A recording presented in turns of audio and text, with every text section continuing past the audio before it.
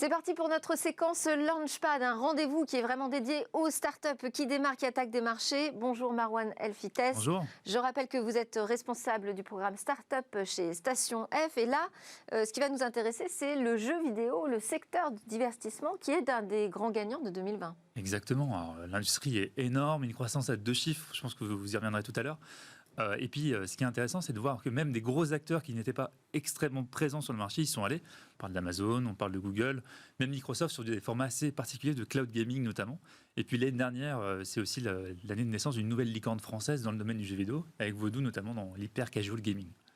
Alors comment cette croissance du jeu vidéo arrive à se faire une place au sein de Station F? Comment les startups peuvent attaquer ce marché? C'est une industrie qui est très importante pour nous parce qu'elle influence énormément les autres secteurs. Il y a beaucoup de tendances qui sont nées au sein de l'industrie du jeu vidéo qu'on retrouve dans la medtech, on retrouve dans les SaaS de productivité. On va retrouver notamment la réalité mixte, on va retrouver l'intelligence artificielle, on va retrouver la reconnaissance faciale et vocale. Le jeu vidéo a un impact considérable. Alors nous, depuis le premier jour, on a eu la chance d'avoir Ubisoft, qui est notamment présent par le biais d'un programme, qui est l'un des plus gros acteurs, développeurs et éditeurs de jeux vidéo. Et puis les tendances qu'on va voir, on va voir des éditeurs de jeux vidéo, des startups de jeux vidéo indépendants, on va avoir des solutions qui favorisent, qui mettent en place une meilleure distribution de jeux vidéo à travers des solutions de cloud gaming notamment, et puis des solutions qui aident les développeurs ou les animateurs à construire plus facilement leurs jeux vidéo. Et alors là, on va s'intéresser au cas particulier de Kinetix qui a levé 500 000 €. Exactement. Alors Kinetix, c'est une solution SaaS très très jeune. Ils ont deux fondateurs, Yacine et Henri, ils ont lancé la boîte il y a moins d'1 an. Ils ont levé 500 000 €. Ils sont passés de 2 à 8 personnes.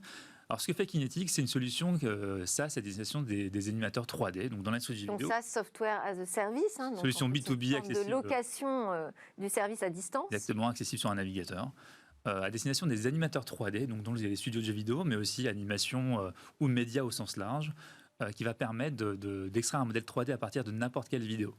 Donc, par exemple, vous pouvez filmer une personne en train de danser, vous importez la vidéo sur la plateforme et vous allez pouvoir en tirer un modèle 3D avec les mouvements du danseur, sans à aucun moment avoir recours à des sessions de motion capture, par exemple. Et comment ça s'applique aux jeux vidéo? Il y a beaucoup d'animateurs 3D et c'est un temps assez chronophage pour eux de dupliquer, de répliquer des mouvements, et à travers des simples vidéos, vous pouvez avoir des modèles 3D que vous pouvez directement appliquer. D'accord. Et alors, quel est leur niveau d'avancement aujourd'hui sur cette technologie? En phase de prototypage pour l'instant, et ce qui est super passionnant lorsqu'on s'intéresse à Kinetix, c'est un peu la jeunesse du projet cette dernière année.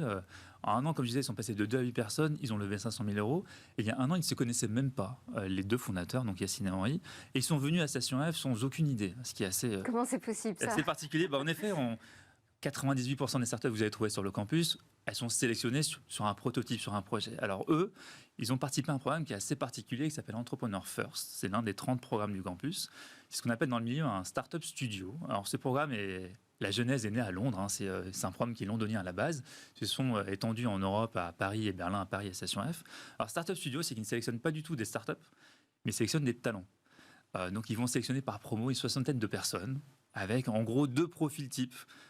Des chercheurs, des profils scientifiques, donc des doctorants, et puis des personnes qui ont plus un background business, une spécialité sur un métier ou sur une industrie. Qui ont déjà monté des boîtes ou pas du tout? Pas du tout, pas forcément. Certains sont des entrepreneurs en série, d'autres ont des compétences, et l'idée justement c'est de provoquer la flamme entrepreneuriale chez des profils qui peuvent être entrepreneurs mais qui n'en ont pas conscience, notamment les chercheurs. D'accord. Et donc après, vous créez des binômes? Exactement, c'est tout l'enjeu et c'est la grande force d'Entrepreneur First, c'est cette capacité à faire matcher des couples, donc des couples hétérogènes. Donc un scientifique doit se matcher avec une personne qui a un profil business. Et autour de quel projet alors? Parce que si on arrive comme ça juste en disant moi je pense que je suis un bon entrepreneur mais j'ai pas d'idée. Mais c'est tout l'enjeu. Alors, les premiers jours sont dédiés à la rencontre entre les personnes qui doivent se séduire mutuellement finalement. Alors ce qui est intéressant, c'est que l'année dernière c'était en full confinement, donc tout s'est passé en ligne, ce qui a rajouté une petite couche d'enjeu.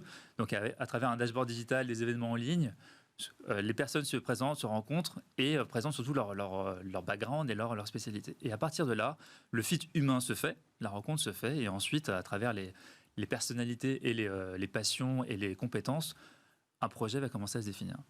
Et donc Kinetix est né comme ça? Exactement. Alors Yacine, qui est le profil business, a un parcours plus dans l'accompagnement des startups. Il était dans l'écosystème avant, il accompagnait des startups en France, au Maroc, notamment dans la levée de fonds. Quant à Henri, il a un Écosystème du jeu ou pas du tout? au sens large, dans l'écosystème startup au sens large. Et quant à Henri, il était notamment spécialisé deep learning dans l'animation 3D, ce qui amène quand même pas mal à la réflexion. Il a bossé chez Dassault Systèmes juste avant. Et donc la rencontre s'est faite là-dessus. Et après, effectivement, une fois que vous rencontrez la bonne personne, il faut voir la passion qui va en découler. Et donc, ils rédigent un projet et ensuite, ils vont vous le présenter.